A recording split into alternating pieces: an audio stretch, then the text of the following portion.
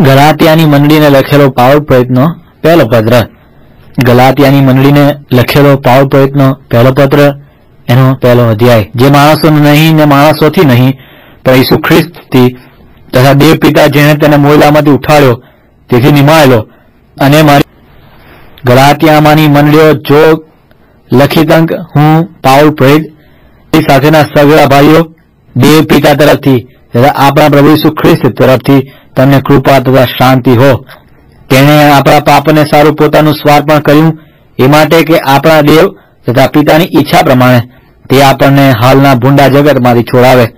તે દેવ પિતાને સર્વકાળ મહિમા હોજો. આમીન. મને અચરજ લાગે છે કે જેણે તમને ખ્રિસ્તની કૃપાથી બોલાવ્યા તેને મૂકીને તમે એટલા બધા વહેલા જુદી સુવાર્તા તરફ ફરી જાઓ છો. તે બીજી સુવાર્તા નથી, માત્ર કેટલાક તમને હેરાન કરે છે અને ખ્રિસ્તની સુવાર્તાને ઉલટાવી નાખવા માંગે છે. પણ જે સુવાર્તાને અમે તમને પ્રગટ કરી તે વિના બીજી સુવાર્તા જો અમે અથવા આકાશનો કોઈ દૂત પણ તમને પ્રગટ કરે તો તે શાપિત થાઓ. જેમ અમે અગાઉ કહ્યું હતું તેમ હમણાં હું ફરીથી પણ કહું છું કે જે સુવાર્તા તમે પામ્યા છો તે વિના બીજી સુવાર્તા જો કોઈ તમને પ્રગટ કરે તો તે શાપિત થાઓ. તો હમણાં હું માણસોની કૃપા મેળવી લેવાની યત્ન કરું છું કે દેવની, અથવા શું હું માણસોને રાજી કરવા ચાહું છું? જો હજી સુધી હું માણસોને રાજી કરતો જોયું તો હું ખ્રિસ્તનો સેવક નથી.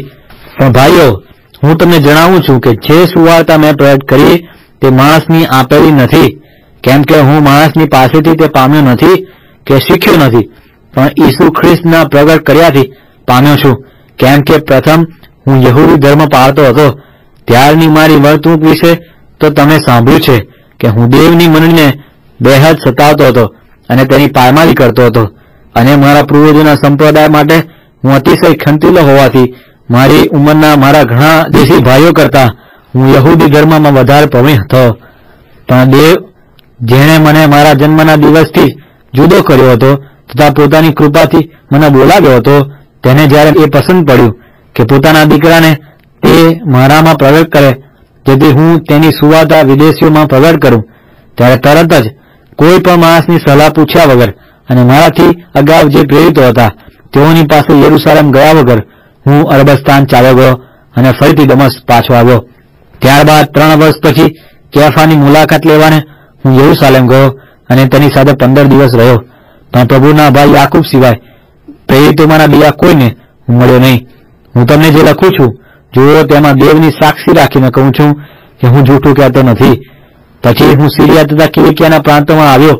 યહૂદિયામાંની ખ્રિસ્તી મંડળીઓને હજી મારી ઓળખાણ થઈ નહોતી, પણ તેઓએ માત્ર એટલી વાત સાંભળી હતી કે જે પહેલા અમને સતાવતો હતો અને જે વિશ્વાસનો તે પોતે અગાઉ નાશ કરતો હતો તે વિશ્વાસને તે હમણાં પ્રગટ કરે છે, અને મારી લીધે તેઓએ દેવની સ્તુતિ કરી.